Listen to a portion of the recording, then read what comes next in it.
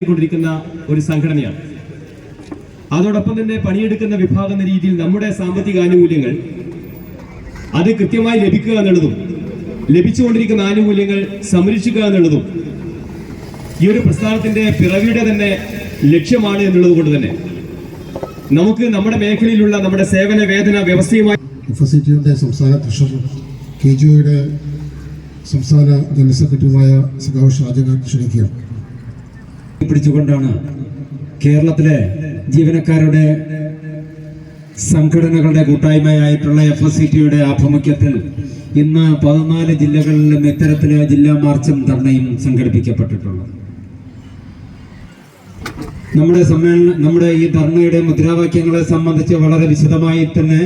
ഈ 9 മുദ്രാവാക്യങ്ങളും എന്തുകൊണ്ടാണ് സിവിൽ സർവീസിനെ പരിമിതപ്പെടുത്തുന്നതിന്റെ ഭാഗമായി ആ കടമെടുത്തുകൊണ്ട് നമ്മുടെ വികസന ക്ഷേമ പ്രവർത്തനങ്ങൾക്ക് ആക്കം കൂട്ടണമെന്ന ആ മുദ്രാവാക്യം ഉയർത്തിപ്പിടിച്ചുകൊണ്ടാണ് കേന്ദ്ര സർക്കാർ രാജ്യത്താകെ തന്നെ PSC നിയമനം നടന്നപ്പോൾ